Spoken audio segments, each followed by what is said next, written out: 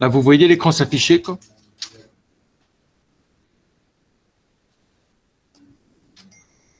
OK. Exercice 4. Pour déterminer la qualité de l'eau d'une rivière, on procède à une série de tests. On prélève n tubes de 1 ml d'eau de la rivière et on compte le nombre de bactéries X1, X2, Xn se trouvant dans chaque tube.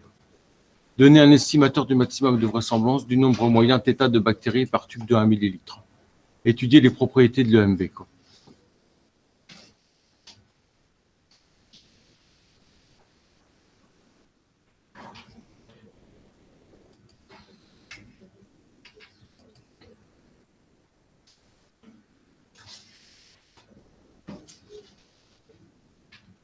Donc, qu'est-ce que vous allez utiliser comme loi? Là, ici, il y a un phénomène de comptage. Vous allez utiliser quoi comme loi?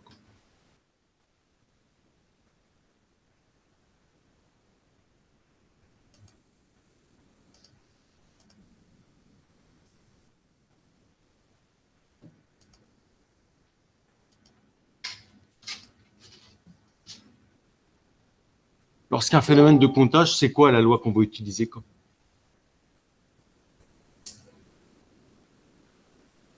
Pour les temps d'attente, on utilise quoi comme loi? Exponentielle.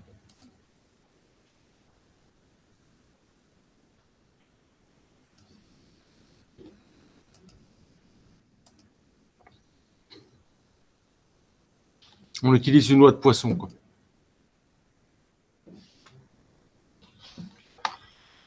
Donc, on a θ, le nombre moyen de bactéries par tube de 1 ml, soit X, le nombre de bactéries dans un tube. On suppose que X, c'est une loi de Poisson de paramètre θ. On prélève n tubes et on note xi, la variable aléatoire qui comptabilise le nombre de bactéries dans le tube numéro i. Xi suit la loi de Poisson de paramètre θ. Quel que soit xi appartenant à n, la probabilité que grand xi est égal à petit xi est égale à exponentielle de moins θ, θ puissance xi sur xi factoriel. Et pour la loi de Poisson, vous avez l'espérance qui est égale à la variance qui est égale au paramètre.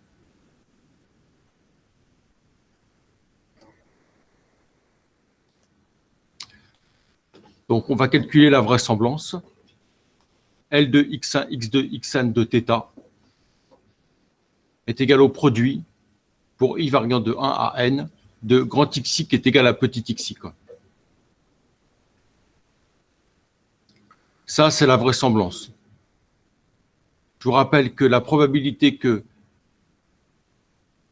grand x1 égale petit x1 et grand x2 égale petit x2 jusqu'à et grand xn égale petit xn, comme les variables aléatoires sont indépendantes, c'est égal à la probabilité que grand x1 égale petit x1 fois probabilité que grand x2 égale petit x2 jusqu'à fois probabilité que grand xn est égal à petit xn.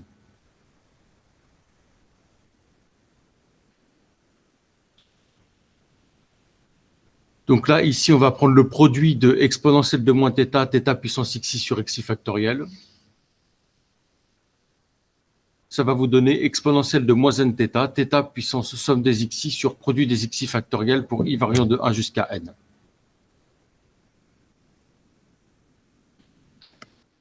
Ensuite, qu'est-ce qu'on va dériver pour obtenir le maximum de vraisemblance?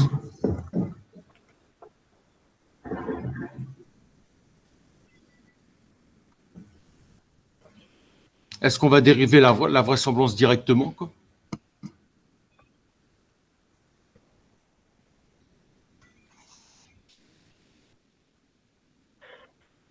On va dériver le logarithme de la vraisemblance.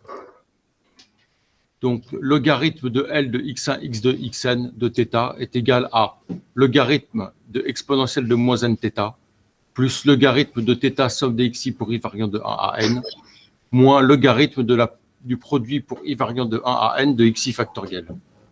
Monsieur, est-ce que vous pouvez juste expliquer pourquoi on a ln de... Enfin, j'arrive pas à lire là, le truc après ln.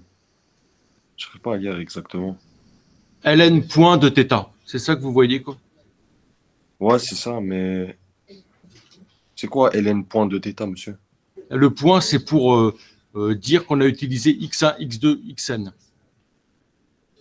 Ok, d'accord, ok. Est-ce que vous pouvez juste expliquer comment vous êtes arrivé à cette fonction de ressemblance, s'il vous plaît? Parce que j'arrive pas à voir pourquoi. Qu'est-ce que vous voulez dire, comment je suis arrivé? Quelle est votre question exactement, quoi? Est-ce que ça c'est un truc qu'on a posé hypothétiquement ou est-ce que on est arrivé à Hélène? C'est ça que j'essaie de En demander. fait, dans votre cours, Ah d'accord, ouais, d'accord. Ok. on va prendre le cours. Dans le cours, on voit en fait par l'estimation par maximum de vraisemblance au paragraphe 3 que vous avez la dérivée par rapport à θ de ln de x1 x de xn de θ qui est égal à 0. Ok, d'accord, d'accord, ok. Ok. Et en fait, le θ solution, le θ chapeau qui va être solution, ça va être l'estimateur du maximum de vraisemblance. Ok. Est-ce que vous avez compris? Ouais, j'ai compris, mais juste, monsieur, est-ce que rigoureusement parlant, enfin mathématiquement parlant, c'est bon de mettre ln de x1, x1, x2, xn point θ. Est-ce que c'est bon rigoureusement parlant de mettre ça? Non, mais c'est un abrégé en fait, on comprend, mais dans votre copie, je vous conseille de marquer x1, x2, xn. Ouais, voilà. Ok. Merci. Donc, ln de L de x1, x2, xn de θ est égal à ln d'exponentielle de moins θ, ça fait moins n θ, plus ln de θ à la puissance x, où x est égal à la somme des xi, ça fait x ln de θ. Donc, ça fait somme des xi pour i variant de 1 à n ln de θ, moins ln du produit des xi factoriels pour i variant de 1 jusqu'à n.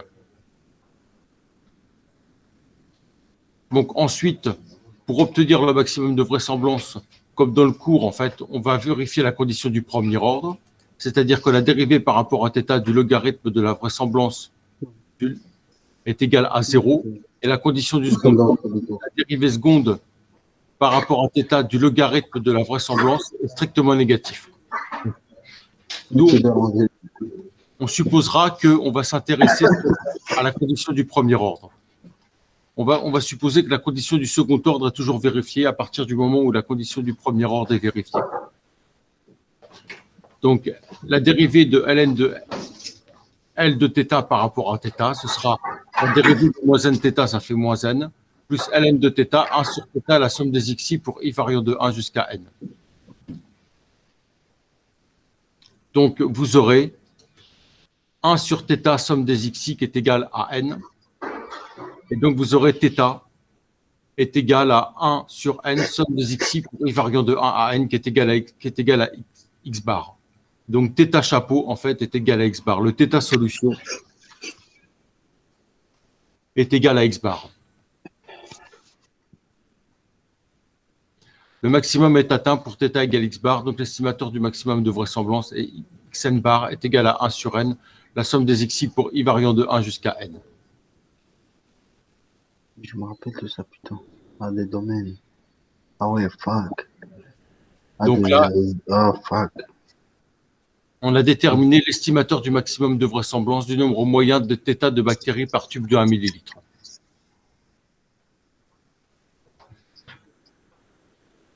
Maintenant, étudier les propriétés du maximum de l'estimateur du maximum de vraisemblance.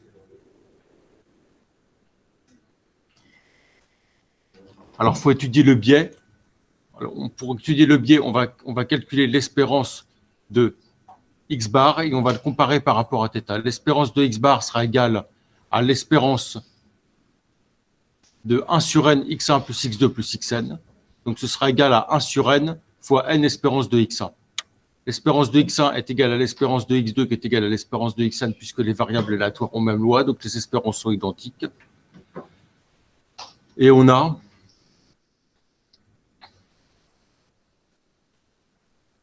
donc n espérance de x1 divisé par n. Ça fait espérance de x1. Espérance de x1 est égale à θ. Donc x bar est un estimateur sans biais. Donc l'espérance de x bar moins θ est égale à 0. Donc x bar est un estimateur sans biais de θ. Maintenant, on va étudier la convergence en probabilité. Les x1, x2, xn forment un échantillon, donc les variables aléatoires sont id. L'espérance de xi est égal à θ. Donc, vous avez xn bar qui est égal à 1 sur n, somme des xi pour i variant de 1 à n, qui converge en probabilité vers espérance de xi qui est égale à θ. Maintenant, on va étudier le risque quadratique. Rθ de x bar qui va être égal à var de x bar plus le biais. Le biais étant égal à 0, ça implique que Rθ de x bar est égal à var de x bar. Rθ de x bar est donc égal à var de x1 divisé par n.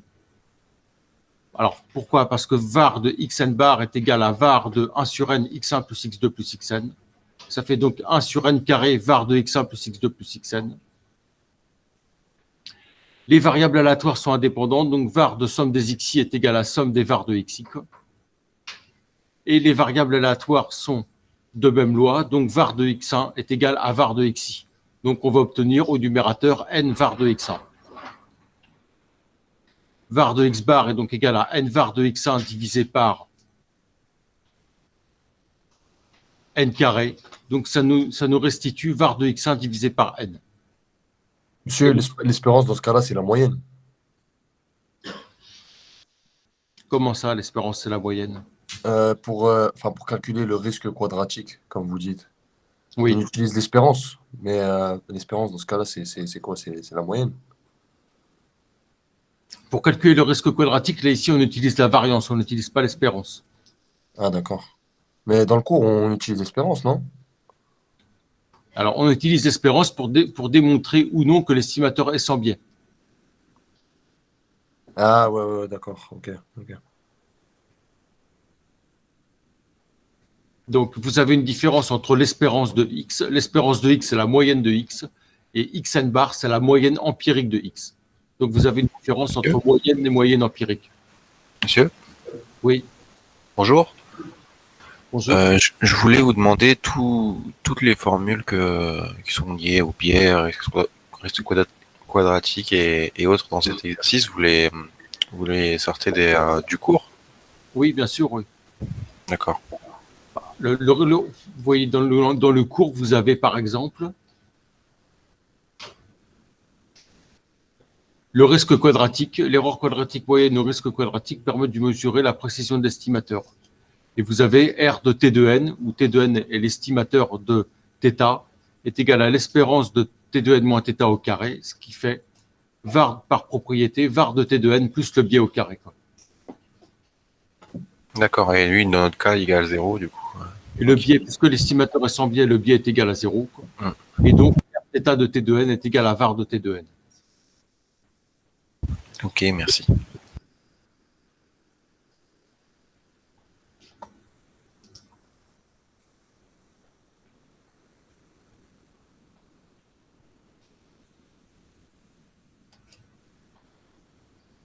Alors maintenant, on va étudier l'efficacité.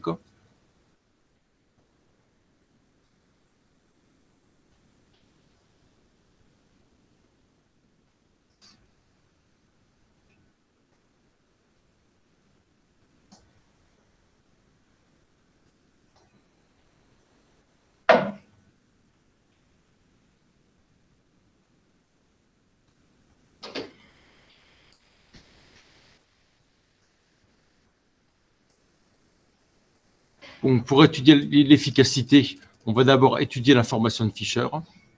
Vous avez deux formules pour calculer l'information de Fisher en θ. La première, c'est l'espérance de la dérivée partielle première du logarithme de la vraisemblance au carré. Et la seconde, si les supports des xi ne dépendent pas de θ, c'est moins l'espérance de la dérivée partielle seconde de ln2, du logarithme de la vraisemblance par rapport à θ. Donc, si on peut... À chaque fois que les supports des xi ne dépendront pas de θ, on utilisera la seconde formule parce qu'elle est plus facile à calculer.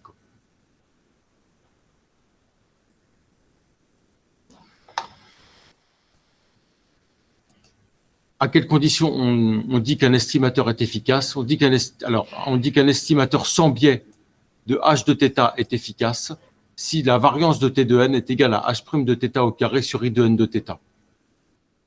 Donc, si T de n est un estimateur sans biais de θ, on aura toujours var de T de n qui sera supérieur ou égal à 1 sur i de n de θ.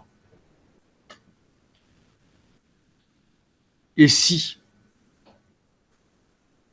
var de t de n est égal à 1 sur i de n de θ, on dit que l'estimateur sans biais est efficace. Donc, on dit qu'un estimateur sans biais, et là il manque le sans biais dans le cours, est efficace si sa variance est égale à la borne de Kramer-Ramo.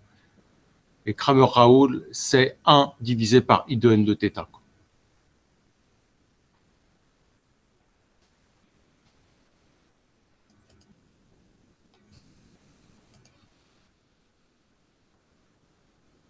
Donc, on va étudier l'efficacité.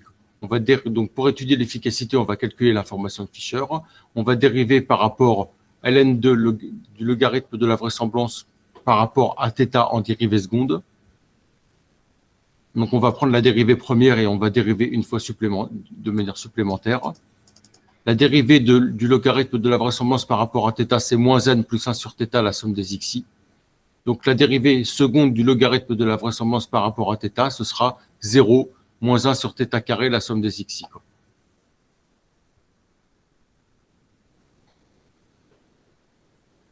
Donc, vous avez i de n de θ qui va être égal à moins l'espérance de la dérivée seconde, d'après la seconde formule, par rapport à θ, du logarithme de la vraisemblance. Donc ça, c'est égal à l'espérance de 1 sur θ carré du somme des xi pour i variant de 1 jusqu'à n.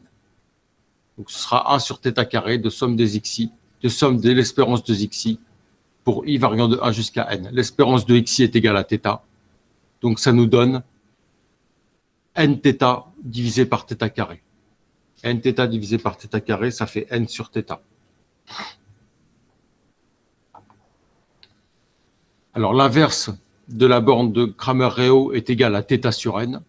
Et la variance de l'estimateur du maximum de vraisemblance, qui est un estimateur sans biais, est égale à θ sur n. Donc vous avez variance de xn bar qui est égale à l'inverse de l'information de Fisher. Donc l'estimateur est efficace.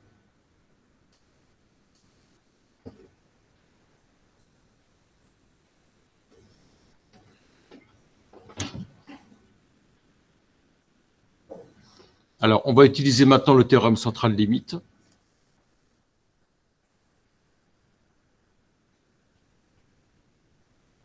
Alors, qu'est-ce que nous dit le théorème central limite? Supposons que xn est une suite de variables aléatoires indépendantes et de même loi, telles que l'espérance de xi est égale à mu et variance de xi est égale à sigma carré. Alors, le théorème de la limite centrale nous permet de dire que racine de n xn bar moins mu sur sigma, lorsque n tend vers plus l'infini, converge en loi vers n01.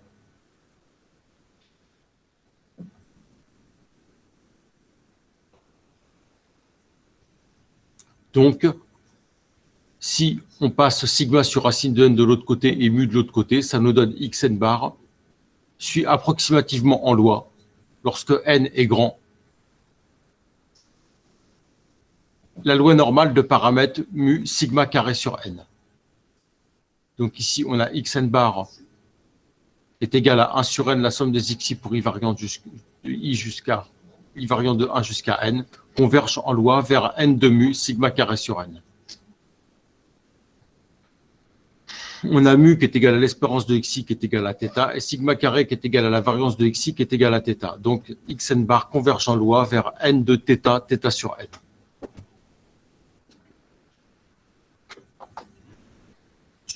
Oui. Oui, je ne sais pas comment faire, mais...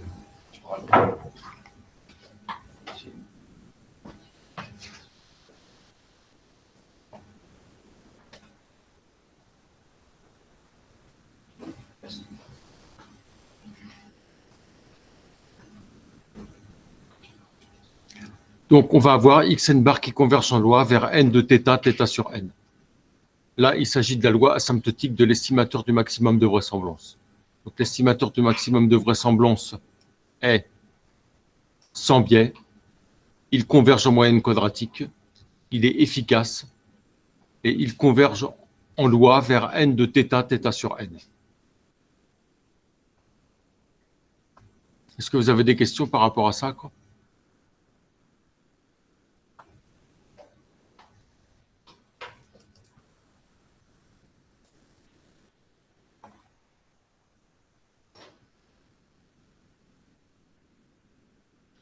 Pas par rapport à ça particulièrement, monsieur, mais avec seconde réflexion, je comprends pas pourquoi euh, pour l'un des cas on utilise l'espérance et pour l'autre cas on utilise variance. Enfin, pour le cas où on veut démontrer que l'estimateur il est sans biais, on utilise l'espérance et dans ce cas-là on utilise la variance. En fait, tout ça, c'est dans votre cours. On dit qu'un estimateur T de n est sans biais si l'espérance de T de n est égale à Oui. θ. Je sais que c'est les formules du cours, monsieur, mais je comprends pas. Oh non, c'est bon, c'est bon. C'est bon, j'ai compris. J'ai compris. Et pour le risque quadratique, vous allez prendre le risque quadratique est égal à l'espérance de T de n moins θ au carré. Et l'espérance de T de n moins θ au carré, par propriété, c'est pas démontré, mais par propriété, c'est à admettre, c'est égal à variance de T de n plus le biais au carré, plus l'espérance de T de n moins θ au carré. Donc, si le biais est égal à 0, le risque quadratique de T de n est égal à la variance de T de n. Est-ce que ça c'est compris? Oui, merci.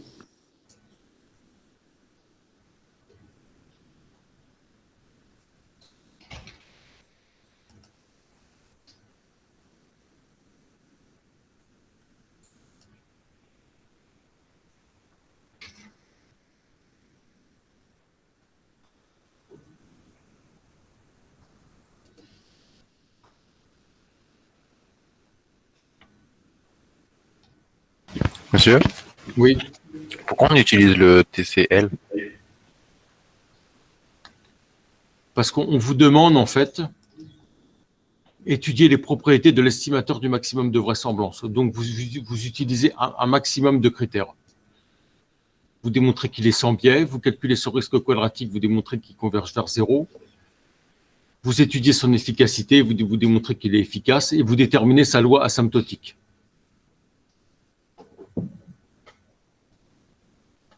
C'était ça votre question, quoi? Oui, en fait, je voulais savoir les critères qui amènent du coup ce théorème. Il y a la loi asymptotique, l'efficacité, le risque quadratique et le biais. Ça fait 4. Ok. Quand il y en a 4, on utilise le TCL. C'est ça. Les 4 critères incluent le TCL à la fin. Ok.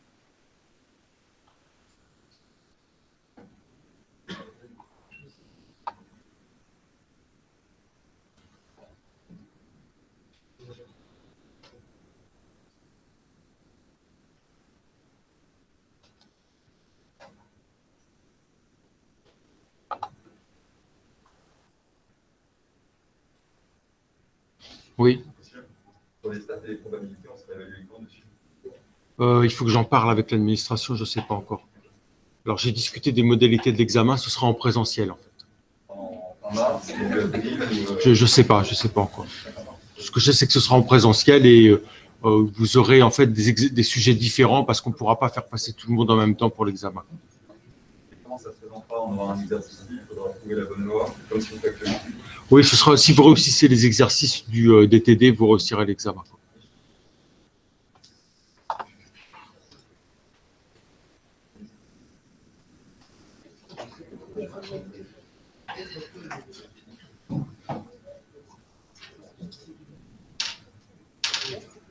Alors maintenant, on va reprendre le cours.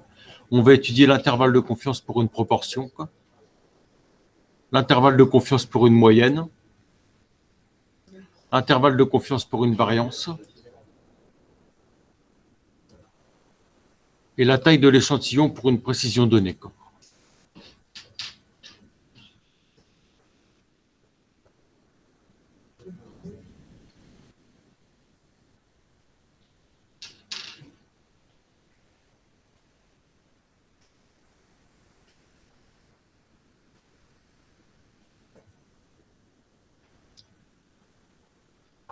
Alors, estimation par intervalle des confiances. Aussi précise soit une estimation, elle ne peut être exacte. C'est toujours une valeur approchée du paramètre et on peut souhaiter disposer d'un outil mathématique pour mesurer la qualité de l'estimation.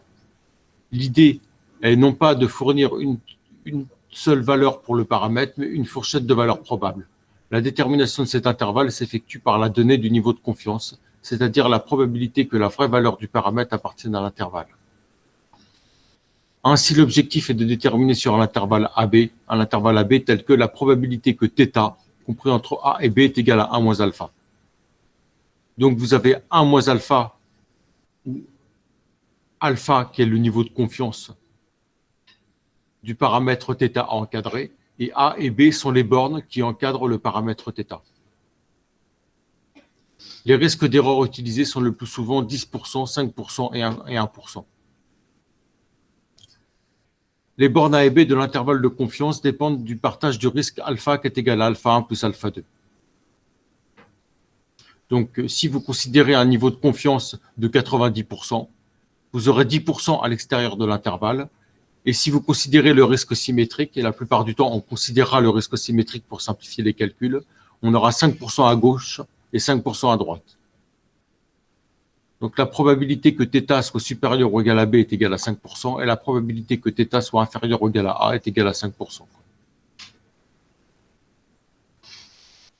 Les bornes A et B de l'intervalle de confiance dépendent du partage du risque, alpha qui est égal à alpha 1 plus alpha 2. On dit que l'intervalle est unilatéral si alpha i est nul. Si alpha 2 est égal à 0, l'intervalle est de la forme A plus l'infini. Il est utilisé dans le cas où A ou θ supérieur ou égal à A, tels que les durées de vie, les résistances à la rupture, etc. Si alpha 1 est égal à 0, l'intervalle est de la forme moins l'infini B. Il est utilisé dans le cas où θ est inférieur ou égal à A, est inférieur ou égal à B. C'est le nombre, par exemple, le nombre de pièces défectueuses, de temps d'attente.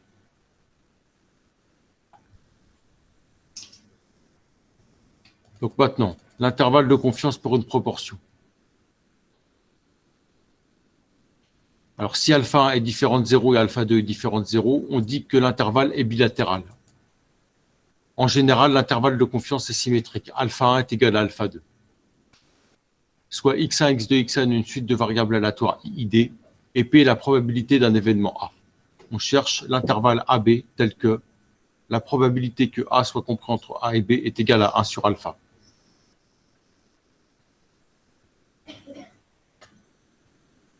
On suppose maintenant que n est suffisamment grand pour approcher la loi de l'estimateur Fn par une loi normale.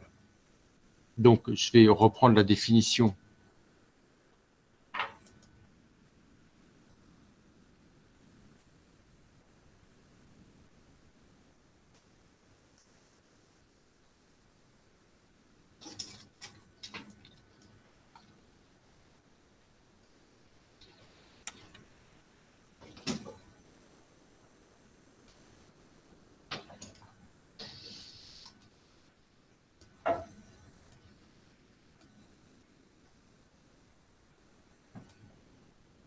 Je vais reprendre la définition d'une proportion. Soit un événement A tel que P2 est égal à P, sur un échantillon, considérons les variables aléatoires x1, x2, xn, id, telles que xi est égal à 1 si A est réalisé, xi est égal à 0 sinon. Donc xi suit la loi de Bernoulli de paramètre P. La probabilité que xi est égal à 1 est égale à petit p, et la probabilité que xi est égal à 0 est égale à 1 moins p qui est égal à q. Alors la fréquence empirique de l'événement A est définie par Fn est égale à 1 sur n, la somme des xi pour i variant de 1 à n, qui est égale à kn sur n. Où kn est la variable aléatoire qui comptabilise le nombre de fois où l'événement A se réalise. On remarque que kn suit une loi binomiale de paramètre np. L'espérance de Fn, c'est l'espérance de kn divisé par n. Et l'espérance de kn, puisque kn est une loi binomiale de paramètre np, c'est n fois p. Donc l'espérance de Fn, ça va faire n fois p sur n. Ça va faire p. L'espérance de Fn est égale à p.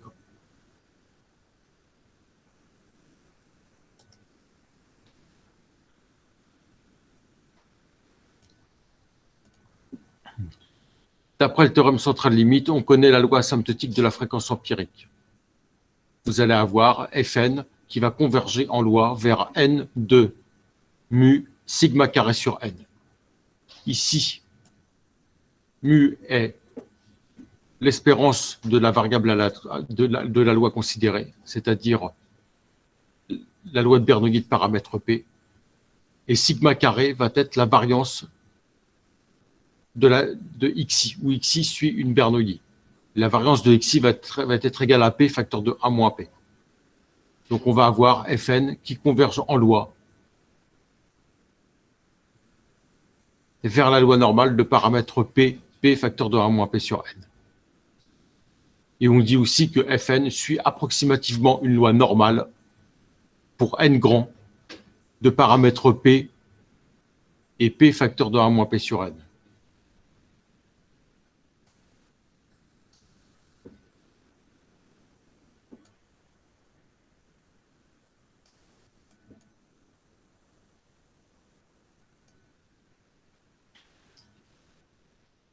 Soit x1, x2, xn une suite de variables aléatoires iid et p la probabilité d'un événement A. On cherche l'intervalle AB tel que P de petit p comprend entre A et B est égal à 1 moins alpha.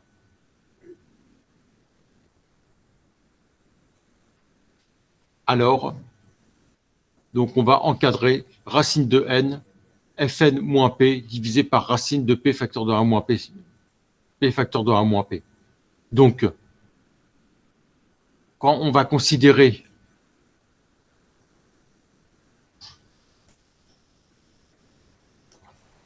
Fn ici, on va centrer Fn et on va réduire Fn. Centrer Fn, ça veut dire qu'on soustrait petit p à Fn, et réduire Fn, on divise par l'écart type. Donc Fn moins p divisé par racine de p facteur de 1 moins p sur n suit approximativement une loi normale n01.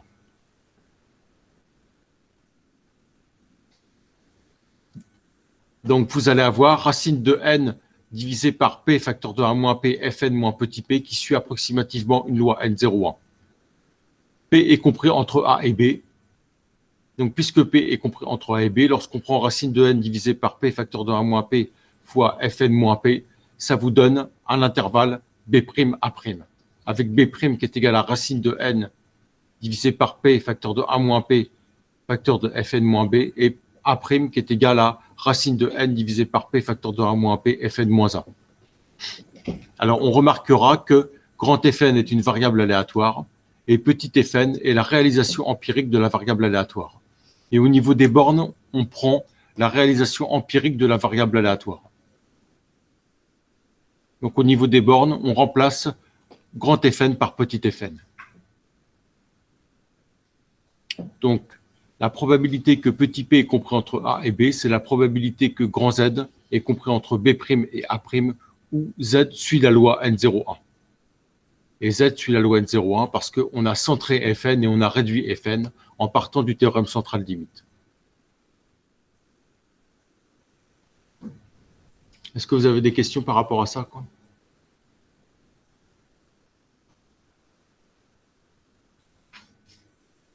C'est compris ? Ok. Si on suppose un risque symétrique et étant donné que la loi N01 est symétrique par rapport à OY, nous pouvons poser que A' est égal à moins B' qui est égal à K. Donc, on a considéré que le risque était symétrique, c'est-à-dire que alpha 1 égale alpha 2 qui est égal à alpha sur 2. Et de plus, la loi est symétrique. Donc, comme le risque est symétrique et que la loi est symétrique, vous aurez B' qui est égal à moins A', avec la probabilité pour que Z soit inférieur ou égal à A' qui est égal à 1 moins alpha sur 2, et la probabilité que Z est inférieur ou égal à B' qui est égal à alpha sur 2. Donc, probabilité que petit p est compris entre A et B est égal à alpha, ça équivaut à dire que la probabilité que grand Z est compris entre moins K et K est égale à 1 moins alpha. Donc, la probabilité que Z soit supérieur ou égal à K est égale à alpha sur 2, et la probabilité que Z soit inférieur ou égal à moins K est égale à alpha sur 2. La probabilité que Z soit compris entre moins K et K, c'est la probabilité que Z soit inférieur ou égal à K, moins la probabilité que Z soit inférieur ou égal à moins K. Donc, c'est égal à probabilité que Z soit inférieur ou égal à K, moins probabilité que Z soit supérieur ou égal à K. Pourquoi? Parce que comme la loi est symétrique, la probabilité que Z soit inférieur ou égal à moins K, c'est la probabilité que Z soit supérieur ou égal à K. Et comme vous avez probabilité que Z soit supérieur ou égal à K est égal à 1 moins probabilité que Z soit inférieur ou égal à K, si vous posez f de K comme probabilité que Z soit inférieur ou égal à K, vous obtenez 2f de K moins 1. Donc, probabilité que Z soit compris entre moins K et K est égale à 2f de K moins 1 qui est égal à 1 moins alpha. Et vous obtenez f de K qui est égal à 1 moins alpha sur 2.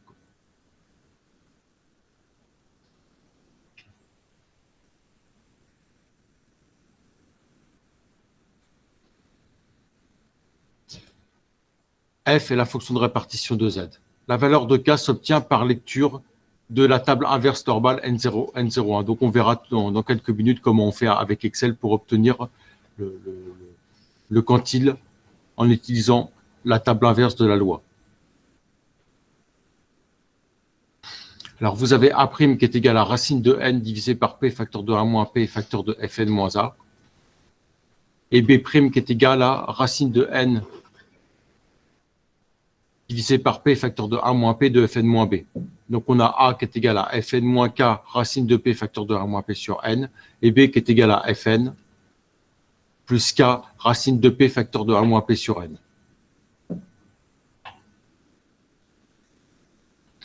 Ces bornes dépendent de P. Cependant, on peut montrer que lorsque N est grand, P peut être remplacé par Fn. Donc, K racine de P facteur de 1 moins P sur N est équivalent à K racine de Fn facteur de 1 moins Fn sur N.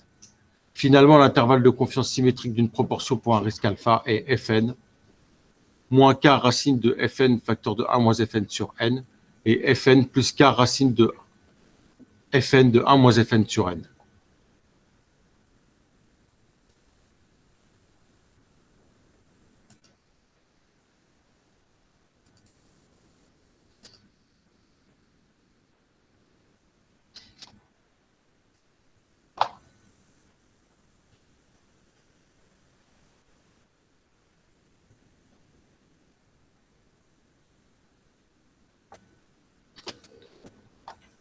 Alors, reprenons l'exemple de l'école d'ingénieur.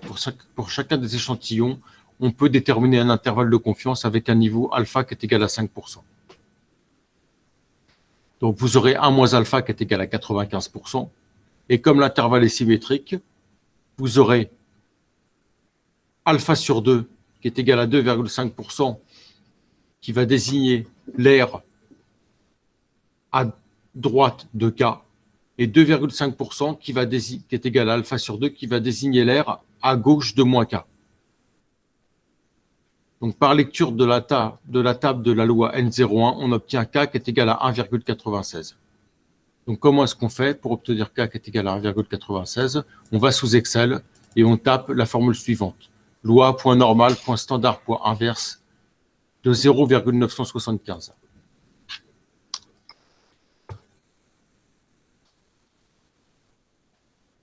Cette loi normal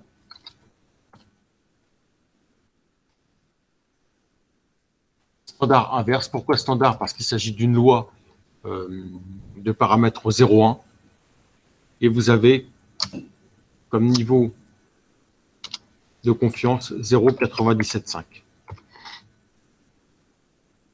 C'est égal à 1,96.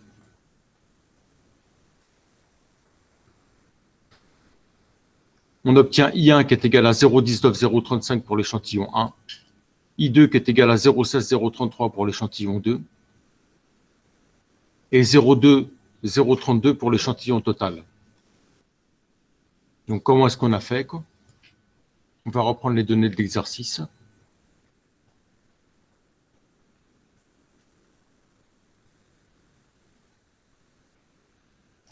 L'administration d'une école d'ingénieurs en informatique réalise une enquête afin de déterminer, entre autres, le topé de filles parmi ses élèves. Afin d'accélérer le traitement, le dépouillement est partagé entre deux personnes. La première révèle 30 filles sur 110 étudiants et la deuxième 25 filles sur 100 étudiants. On obtient 3 estimations de P suivant l'échantillon considéré. Pour l'échantillon 1, P est égal à 30 divisé par 110, qui est égal à 0,27. Pour l'échantillon 2, P est égal à 25 divisé par 100, qui est égal à 0,25. Et pour l'échantillon total, P est égal à 30 plus 25 divisé par 110 plus 100, qui est égal à 0,26. Donc on a N égale 110, Fn égale 0,27, et vous prenez A, qui va être égal à Fn moins K, racine de P, facteur de 1 moins P sur N, avec N qui est égal à 110. Vous obtenez 0,19 et 0,35.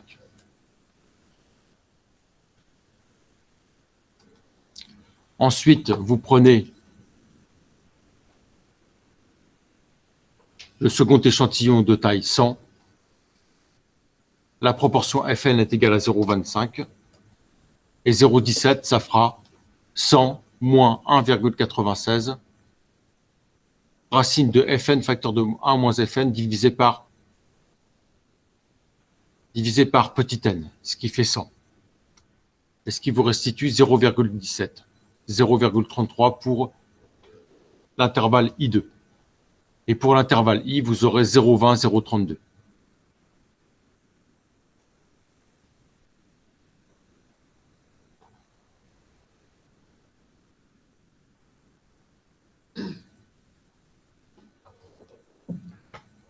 Alors, on remarque que l'intervalle de confiance pour un même risque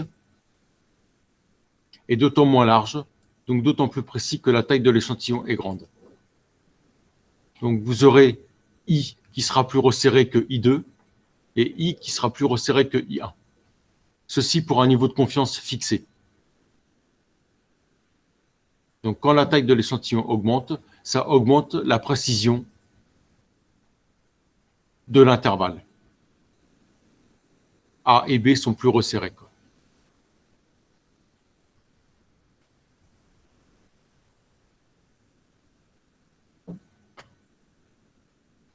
Est-ce que vous avez des questions par rapport à ça, notamment par rapport au calcul du quantile? Alors, il faut bien retenir que vous avez probabilité que A soit compris entre A et B qui est égal à 1 moins alpha. Et quand vous allez calculer votre quantile, vous allez avoir probabilité que Z est compris entre moins K et K qui est égal à 1 moins alpha, avec un risque symétrique et une loi symétrique. Et le quantile petit k,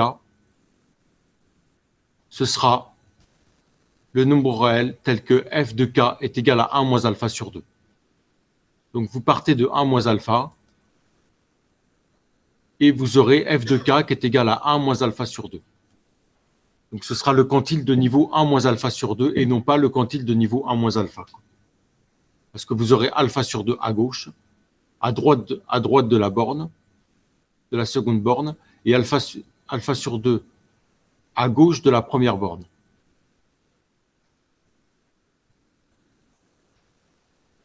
D'accord ?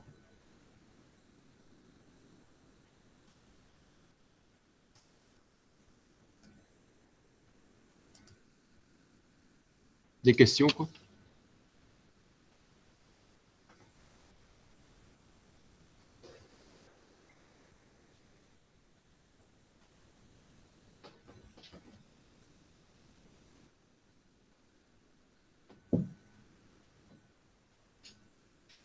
Alors, on a étudié l'intervalle de confiance pour une proportion. On va étudier maintenant l'intervalle de confiance pour une moyenne.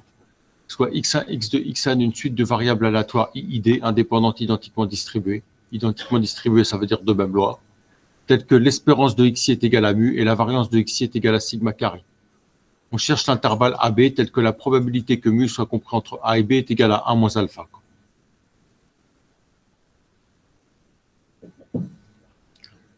Supposons que n est grand et que l'échantillon est de loi inconnue, mais avec sigma carré connu. Donc on va chercher à encadrer alpha, mais sigma va être connu. Nous pouvons approcher la loi de x bar par la loi normale. X bar va suivre approximativement la loi n de mu sigma carré sur n. Donc ça vient du théorème central limite, qui vous dit que si vous avez une suite de variables aléatoires IID, avec l'espérance de xi qui est égale à mu et la variance de xi qui est égale à sigma carré, alors racine de n, xn bar moins mu sur sigma, va suivre la loi n01.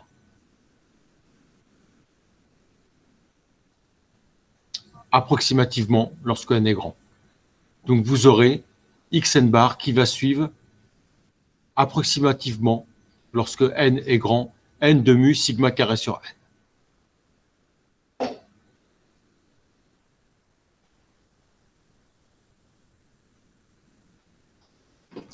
Donc vous aurez racine de n, xn bar moins mu sur sigma qui va suivre approximativement la loi normale.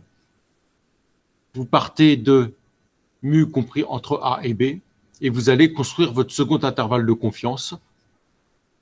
Mu, vous allez prendre moins mu, vous allez rajouter x bar et vous allez multiplier par racine de n sur sigma, ce qui va vous donner probabilité que mu soit compris entre A et B est égal à la probabilité que racine de n xn bar moins mu sur sigma soit compris entre racine de n x bar moins b sur sigma et racine de n x bar moins 1 sur sigma.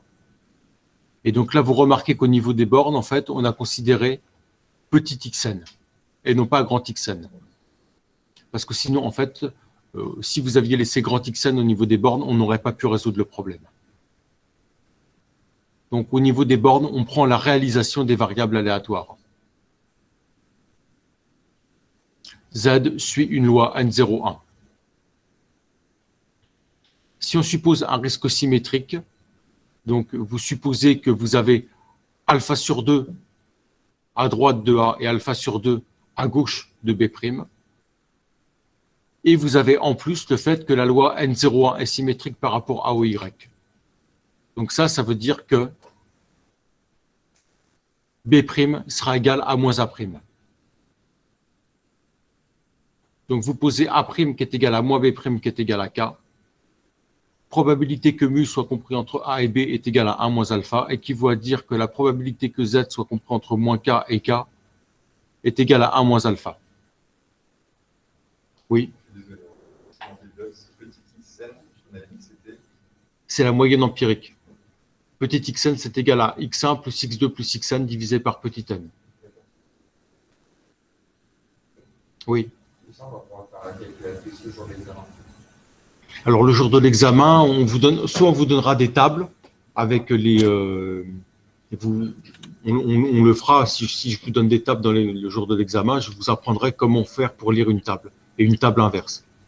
Soit on vous donnera directement les quantiles avec les probabilités associées en nota bene à la fin de l'énoncé. Donc vous pourrez faire les calculs de toute façon.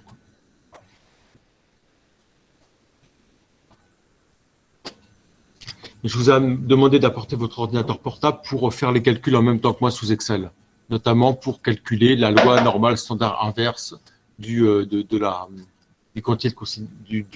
de probabilité considéré.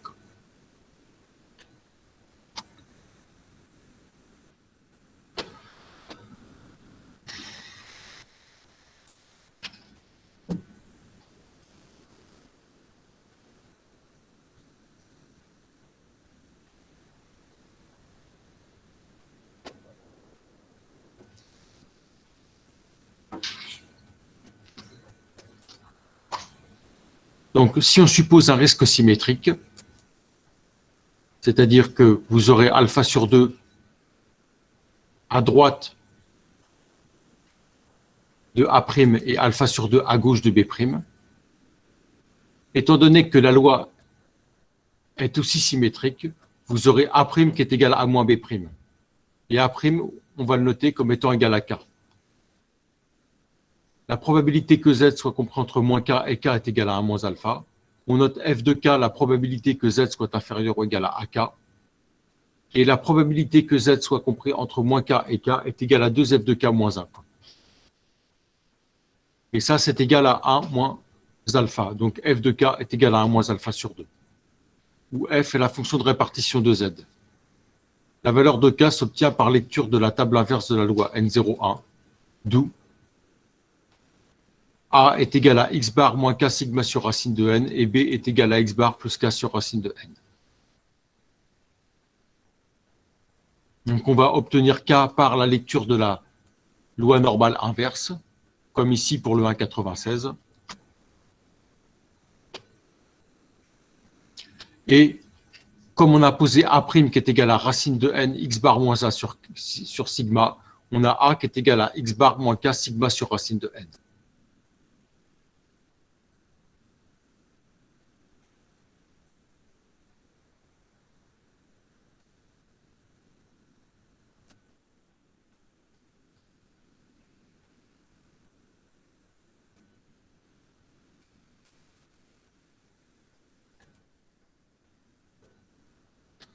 Alors, exemple, on s'intéresse à la longueur en millimètres des faces de lunettes d'un certain modèle. L'écart type de cette longueur est spécifié dans le cahier des charges à 0,48 mm. Donc, sigma est égal à 0,48. On prélève un échantillon de 64 faces de lunettes, donc n est égal à 64, et on mesure la moyenne des longueurs, x bar qui est égal à 130 mm. Alors, l'intervalle de confiance à 95% de la longueur moyenne des faces est 129,98 et 130,22. Donc, on va prendre, pour intervalle de confiance, en ce qui concerne le paramètre, on va prendre x bar moins k sigma sur racine de n et x bar plus k sigma sur racine de n.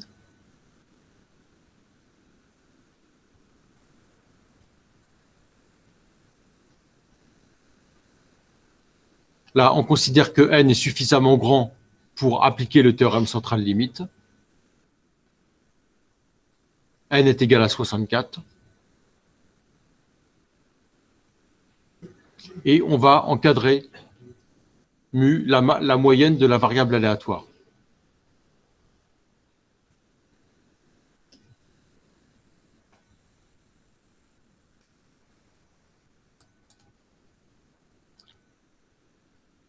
Oui. À partir de quoi on va pouvoir l'appliquer le théorème central? Il faut que n soit supérieur À 30.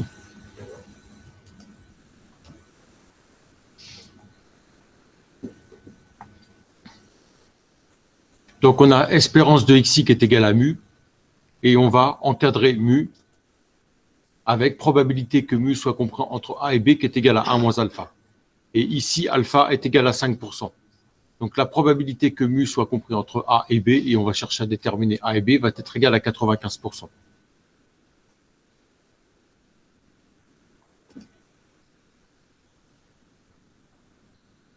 Donc, on va avoir x bar moins k sigma sur racine de n. Là, vous avez x bar, là, vous avez k. K, c'est la loi normale standard inverse de 0,975. Vous avez pris alpha qui est égal à 5%, donc a moins alpha sur 2 qui est égal à 0,975. Sigma est égal à 0,48. N qui est égal à 64. Et A qui est égal à x bar moins k sigma sur racine de n. Donc A est égal à 130 moins 1,96 fois sigma 0,48 divisé par racine de n, où n est égal à 64. Ça vous donne 129,98. Et B est égal à x bar plus k sigma sur racine de n. Donc là, au lieu d'avoir moins A, vous avez, au lieu d'avoir moins k, vous avez plus k, parce que B' est égal à moins k. Donc ça fait x bar plus 1,96 multiplié par sigma divisé par racine de n.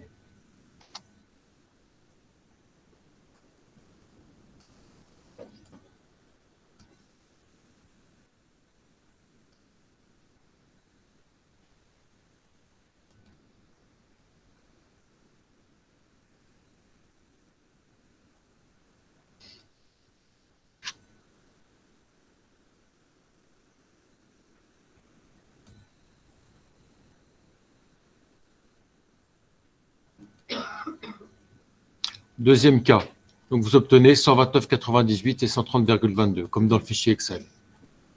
Deuxième cas, supposons que l'échantillon soit une loi normale avec sigma carré connu.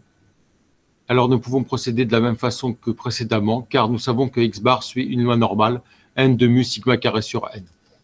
Donc là, la différence, c'est qu'on n'applique pas le théorème central limite, mais on part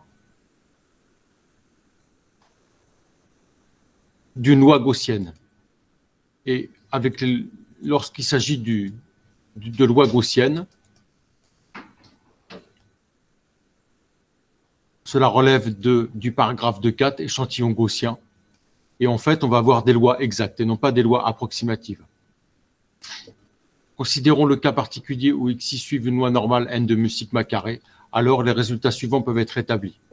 Si vous avez sigma connu,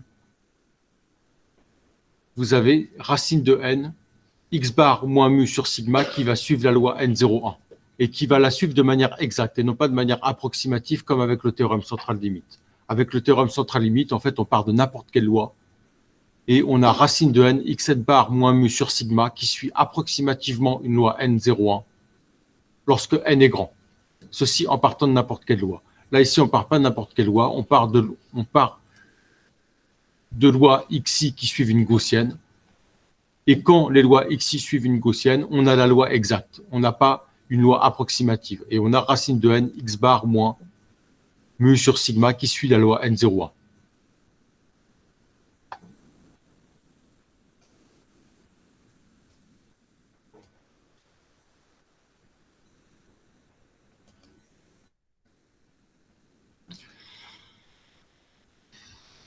Alors, supposons que l'échantillon soit de loi normale avec sigma inconnu. Il faut alors remplacer sigma par son estimation S étoile. Et alors, nous savons que racine de n, xn bar moins mu sur S étoile suit une loi de Student à n-1 degré de liberté. Donc, quand, toujours dans le paragraphe de 4, vous avez sigma qui est inconnu, vous remplacez sigma par sa variable aléatoire S étoile. Et S étoile, c'est 1 sur n-1, la somme pour i variant de 1 à n de xi moins x bar au carré. Et S étoile est un estimateur sans biais de sigma. C'est pour ça qu'on prend le étoile, parce que lorsque vous avez S étoile, c'est une variance en 1 sur n-1, un écart type en 1 sur n-1, et pas un écart type en 1 sur n. Donc vous aurez racine de n, xn bar moins mu sur S étoile, qui suivra une loi de Student de paramètre n-1.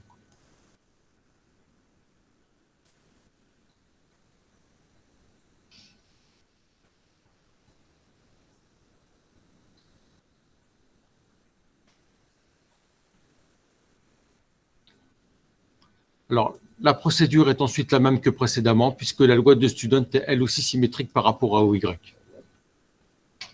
Donc, on va aboutir à un intervalle de la forme x bar moins k sigma sur racine de n, x bar plus k sigma sur racine de n. Et on va remplacer sigma par quoi?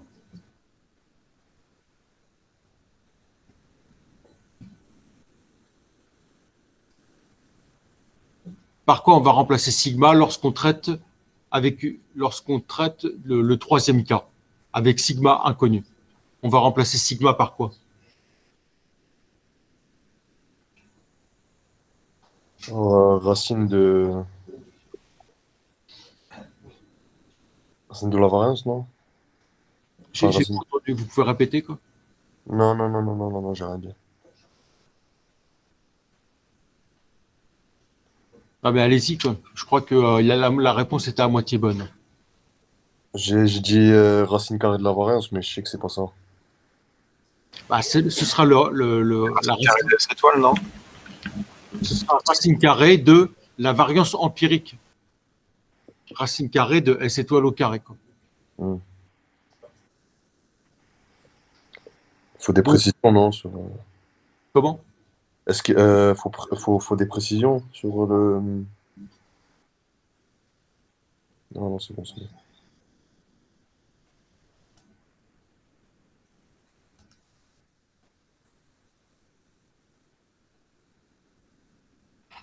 Donc on va remplacer sigma par S étoile. Et K, ce sera quoi? K ici dans ce cas-là?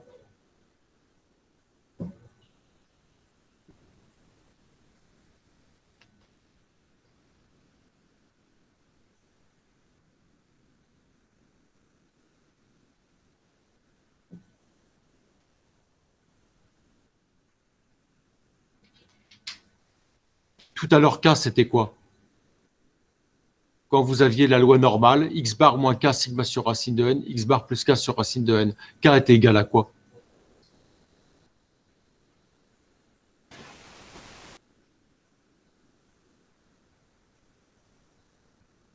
K, c'est A'. K, c'est A', d'accord, et par propriété, K, comment est-ce que vous allez le calculer, le K? Ou le A'?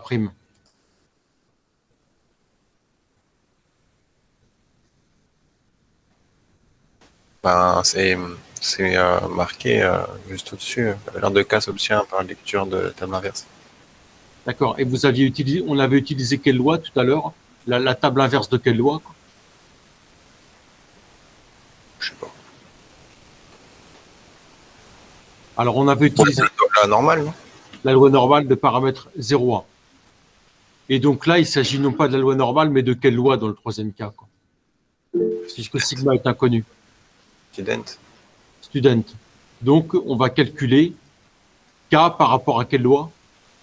Student, du coup. Par rapport à student. Donc,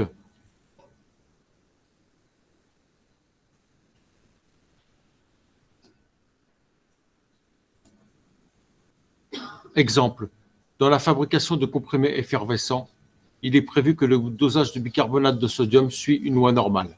On a prélevé un échantillon de 25 comprimés et mesuré une moyenne X bar qui est égale à 1625 mg et un écart type S étoile qui est égal à 10 mg. Le niveau de confiance est égal à 95%. Donc, vous avez X bar, vous avez N qui est égal à 25, et on va supposer que l'échantillon suit une loi normale.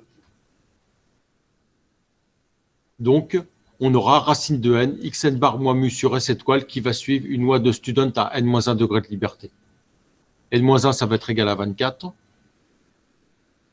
Et lorsqu'on va prendre l'intervalle de confiance, k, il va être obtenu par la lecture de la loi de student inverse par rapport au niveau de confiance 0,975, parce que ce sera 1 moins alpha sur 2. Et sigma sera remplacé par S étoile. S étoile qui est égal à 10 mg. Donc on obtient K ici, loi student inverse 0,975,24. X bar qui est égal à 1625. S étoile qui est égal à 10. N est égal à 25. Donc là, vous notez que N est inférieur à 30, mais comme l'échantillon suit une loi gaussienne, on raisonne avec les lois exactes. Et A qui va être égal à X bar moins K S étoile sur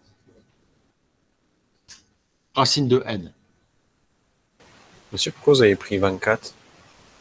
J'ai pris 24 parce que, en fait, Ah, c'est à n-1, d'accord. c'est N-1. Ici, vous avez, dans votre paragraphe, à la deuxième ligne, racine de n, xn bar moins mu sur S étoile qui suit une loi de student à n-1 degré de liberté.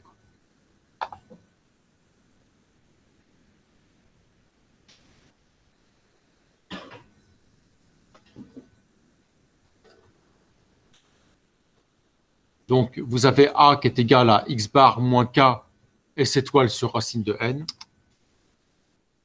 A, je veux dire, qui est égal à X bar moins K S étoile sur racine de N. Et B qui est égal à X bar plus K fois S étoile sur racine de N.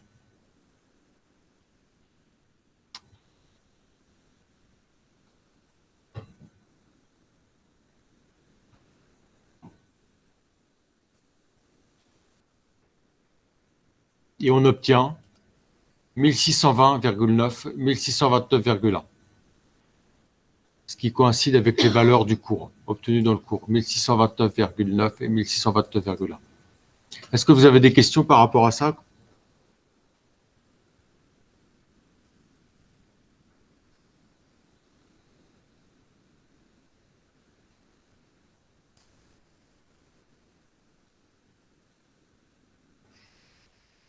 Pas de questions, non? Dans la salle des questions, quoi. Vous avez compris? C'est bon? Ok, très bien. Oui.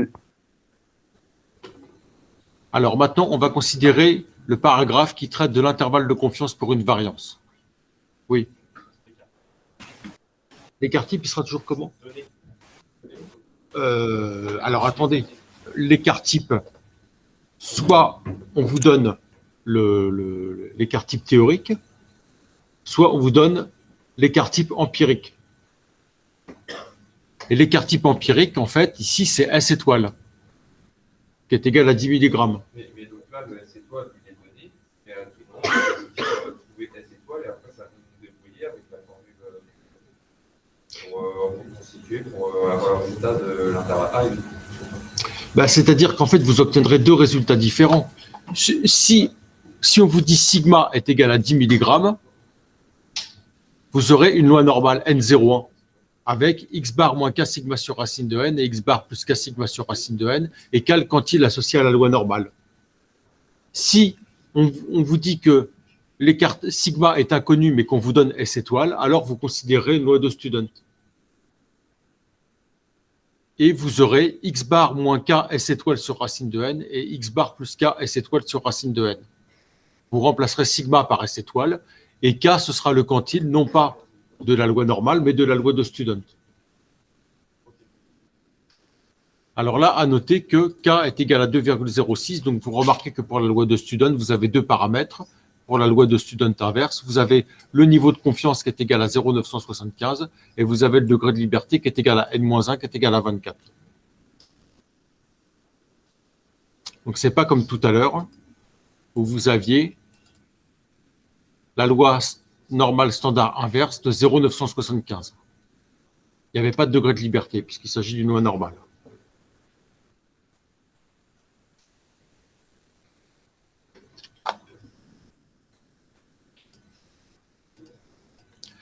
Alors maintenant, intervalle de confiance pour une variance. Soit x1, x2, xn, une suite de variables aléatoires id, telles que l'espérance de xi est égale à mu et la variance de xi est égale à sigma carré. On cherche l'intervalle AB tel que la probabilité que sigma carré soit compris entre A et B est égale à 1 moins alpha.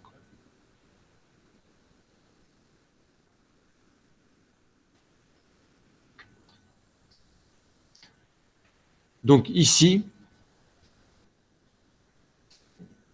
on va supposer que mu est inconnu. Étant donné que la loi asymptotique de la variance empirique n'est pas connue, dans le cas général, l'intervalle de confiance ne peut être déterminé que dans le cas d'un échantillon gaussien. Supposons que les xi suivent une loi normale n de mu sigma carré avec mu inconnu, alors z est égal à ns carré sur sigma carré, ou n-1 s étoile carré sur sigma carré, ce qui revient au même, qui suit une loi de Qui2 à n-1 degré de liberté.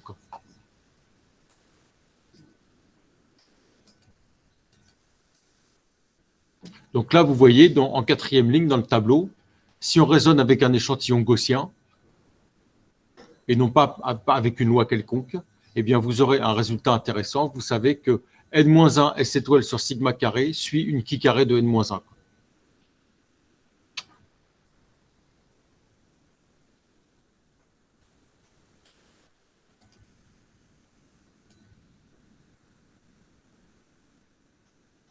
D'accord ?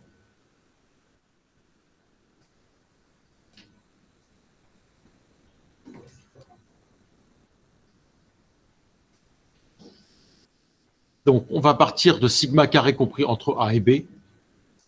Et si sigma carré est compris entre A et B, ça veut dire que 1 sur sigma carré est compris entre 1 sur B et 1 sur A. Et ns carré sur B est inférieur ou égal à ns carré sur sigma carré, qui est inférieur ou égal à ns carré sur A.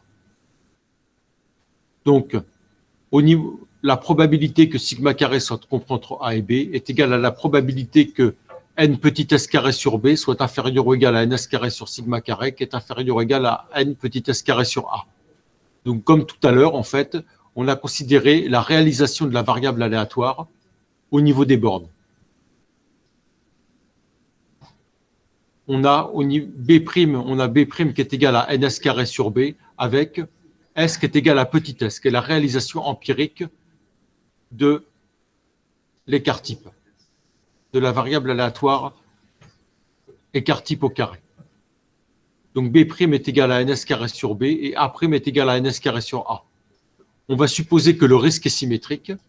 Ça veut dire qu'à droite de A', vous aurez alpha sur 2 et à gauche de B', vous aurez alpha sur 2. Avec probabilité que sigma carré soit compris entre A et B est égal à la probabilité que Z soit compris entre A' et B'. Et Z ici suit une loi du qui 2 à n-1 degré de liberté. Donc vous remarquez en fait que, comme à l'habitude, on prend un risque symétrique, alpha sur 2 à droite et alpha sur 2 à gauche, mais par contre la loi ici n'est pas symétrique. Donc comme la loi n'est pas symétrique, B' ne sera pas égal à moins A'. Donc A', c'est le nombre réel tel que la probabilité que Z soit supérieur ou égal à A' est égale à alpha sur 2. Et B', c'est le nombre réel tel que la probabilité que Z soit inférieur ou égal à B', qui est égal à 1 moins alpha sur 2, qui est égal à alpha sur 2. Donc, probabilité que Z supérieur ou égal à B' est égal à 1 moins alpha sur 2.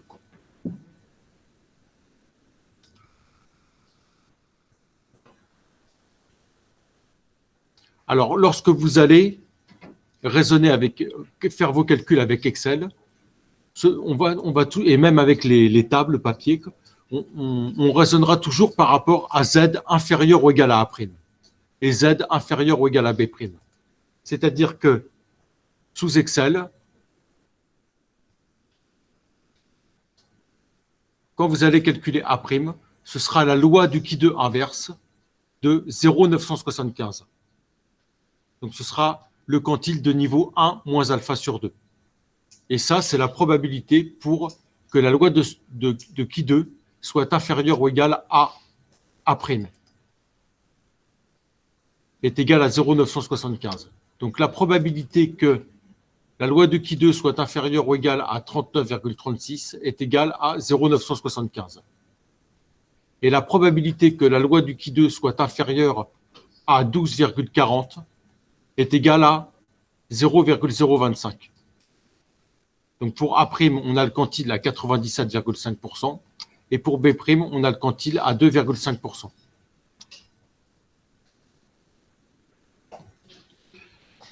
Finalement, l'intervalle de confiance symétrique d'une variance pour un risque alpha est ns carré sur A', ns carré sur B'. Puisque vous avez A' qui est égal à ns carré sur A, vous aurez donc A qui est égal à ns carré sur A'.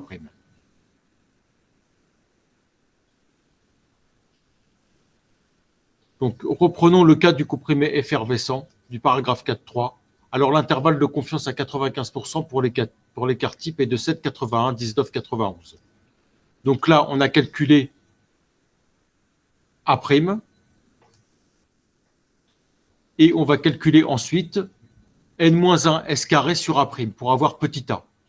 Et n-1 s carré sur A', ça fera 24 fois S étoile carré 10 au carré divisé par 39,36, ce qui donne petit a qui est égal à 60,97. Et n-1 S étoile carré sur P', qui fera 24, c'est-à-dire 25 moins 1 fois S étoile au carré, 10 au carré divisé par 12,40.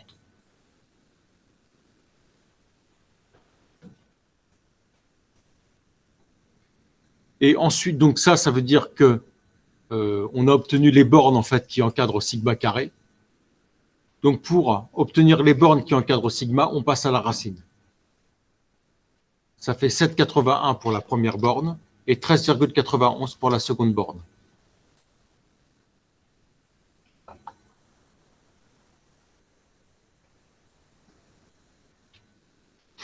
Est-ce que vous avez des questions par rapport à ça, quoi ?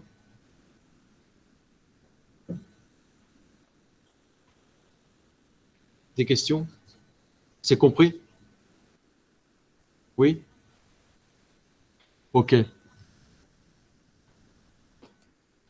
Donc là, à noter en fait que lorsque vous avez fait vos calculs, vous avez supposé que mu était inconnu. Et il y a une formule qu'on n'a pas utilisée, c'est que si mu est connu, vous avez 1 sur sigma carré, somme pour i variant de 1 à n de xi moins mu au carré, qui suit une qui carré de n. Ça, c'est dans le cas où mu est connu. Et là, on a supposé que mu était inconnu. Donc, on avait une qui carré de n moins 1.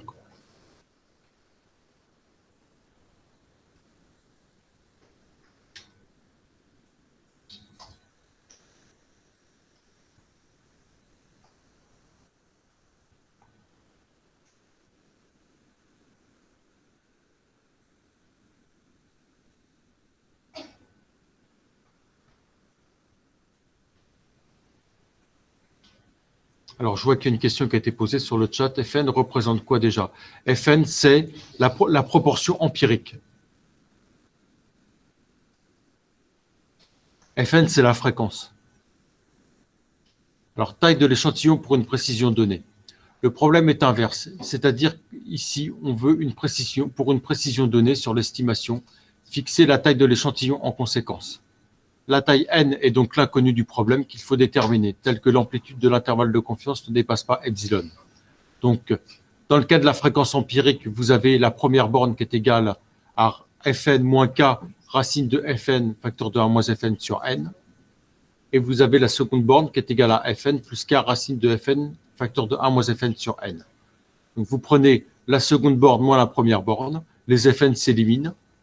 Et en supposant que cette différence est inférieure ou égale à epsilon, vous avez n supérieur ou égal à 2k sur epsilon au carré, facteur de fn, facteur de 1 moins fn.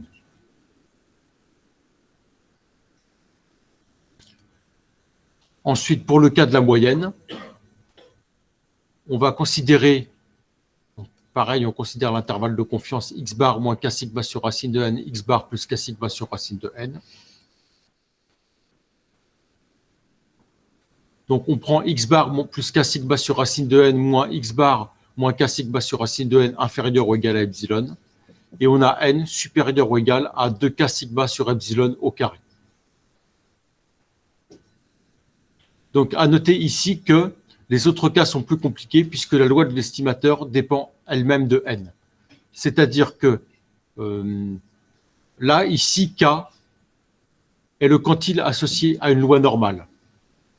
Ce sera le quantile associé à une loi normale. Puisque sigma est connu, ce ne sera pas une loi de Student.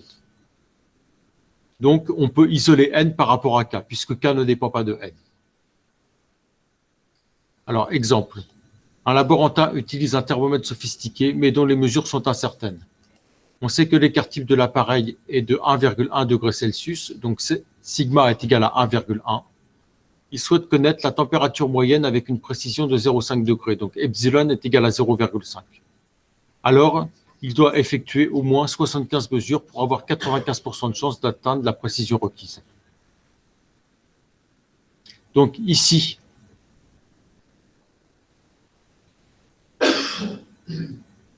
vous avez un intervalle de confiance à 95%, quoi.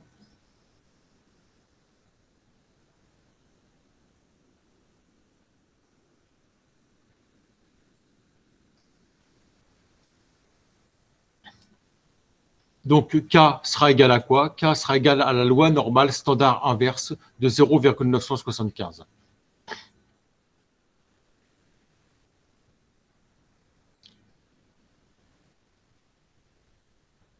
Et parce qu'on a pris un intervalle de confiance à 95%,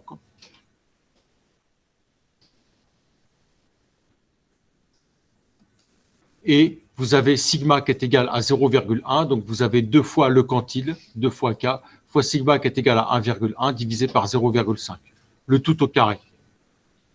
Et vous obtenez 74,37. Donc vous aurez n supérieur ou égal à 75.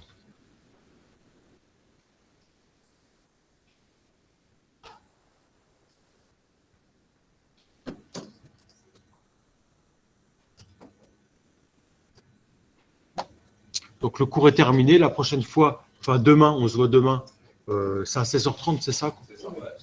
16h ou 16h30? 16h30, c'est ça? 16h30. Ok. Donc, on fera les exercices. Là, on a fait des petits exercices avec des exemples. Est-ce que vous avez des questions par rapport à ce qu'on a fait aujourd'hui? Monsieur, moi j'ai une question. Oui. Votre fichier Excel, est-ce que c'est possible de le récupérer ou pas? Oui, oui, je vais vous l'envoyer, il n'y a pas de problème. Je vais Merci. vous l'envoyer cette semaine. Merci.